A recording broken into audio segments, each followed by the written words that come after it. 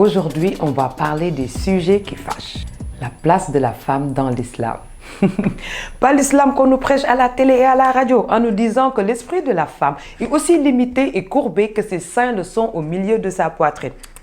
Non, pas l'islam non plus qu'on nous vend, où la vie de la femme vertueuse serait le mougne, supporter, abdiquer, accepter tout d'un homme pour espérer apercevoir les portes du paradis. Non, on va parler de l'islam des droits de la femme. Oui, le côté féministe de l'islam. Fatoumata Sirassar nous dit: l'islam a été révélé pour favoriser le bien-être et non dans le but de multiplier les contraintes ou consolider les inégalités et injustices dans la vie des hommes et de la femme. Tous deux jouissent de droits inaliénables. Avant que l'islam ne l'interdise, à chaque fois que leur femme accouchait d'une fille, les hommes les enterraient vivantes. Le droit à la vie ngay am fofu. Le droit à occuper des postes à responsabilité. Lorsque le prophète Mohammed sallallahu alayhi wa sallam a constitué une société nouvelle à Médine, au 7e siècle, ca boobu temps, il n'hésitait pas à donner la parole aux femmes ou à leur demander conseil dans des affaires politiques d'importance. La femme participait à la vie de la société et y côtoyait de plus en plus les hommes jusqu'à être présente dans tous les domaines publics et privés. Le droit au savoir et à l'éducation. Ya Aïcha Ummul Mu'minin, décrétée par Dieu la mère des musulmans et des musulmanes, avait plus de diplômes que les hommes. Le prophète, paix et salut sur lui, disait aux hommes: apprenez votre religion de cette petite femme. Il maîtrisait plus de 2205 hadiths, alors que les khalifas en maîtrisaient autour de 1000. À la mort du prophète Mohammed, paix et salut sur lui, la commission dirigée par Abu Bakr a confié les secrets du Saint-Coran à une femme dénommée Ya Hafsa, épouse du prophète, paix et salut sur lui. Elle était intellectuelle, écrivaine, poète et parolière à l'image de Ya Aïcha, qui détenait 2250 hadiths. Ce qui montre que toute la connaissance islamique était entre les mains des femmes. Moi, je ne sais rien. Je pose seulement des questions. Même si le monsieur qui prêche à la télé et à la radio et qui me parlait du Coran, me demande de ne pas trop poser de questions et de ne pas trop réfléchir. Mais je ne peux pas m'empêcher de réfléchir et de me poser la question: si le plus grand professeur de l'islam était une femme du vivant du prophète, paix et salut sur lui, pourquoi des siècles après son départ, ce sont seulement les hommes qui ont signé toutes les interprétations du Coran?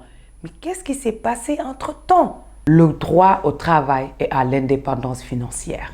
On nous dit que Ya Khadija était très influente sur le plan économique. Elle fut la femme la plus riche de son époque et a donné sa fortune à son mari, le prophète, paix et salut sur lui, pour l'islam, alors qu'il n'était que 2 croyants au début. Le prophète a dit: Sayyidatuna Khadija est la première personne à me croire et m'a offert ses biens lorsque les autres me l'ont refusé. Et c'est avec elle que j'ai eu des enfants. Le droit au mariage et au divorce. Dieu dit: elles sont un habillement pour vous et vous êtes un habillement pour elles. Le mariage doit être bénéfique pour les 2 conjoints. Et il rajoute: ne les brusquez pas, mais adressez-leur des paroles respectueuses. Et il rajoute: le meilleur d'entre vous est celui qui est meilleur envers sa famille, femme, fille, sœur. Et moi, Mohammed sallallahu alayhi wa sallam, je suis le meilleur envers les femmes. L'homme et la femme ne peuvent se valoriser devant Dieu que par les bonnes actions qu'ils accomplissent. Wow.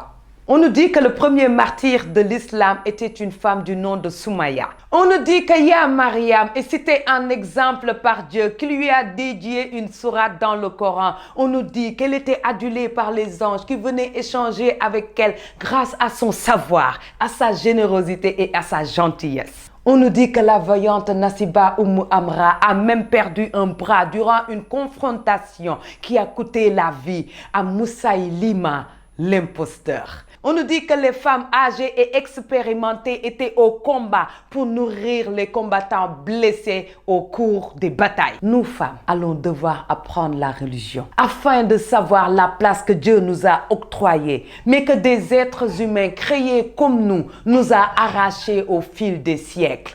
Comme dirait Fatima Mernissi, si les droits des femmes sont un problème pour certains hommes musulmans modernes, ce n'est ni à cause du Coran, ni à cause du prophète, paix et salut sur lui, encore moins à cause de la tradition islamique. C'est simplement que ces droits sont en conflit avec les intérêts d'une élite masculine.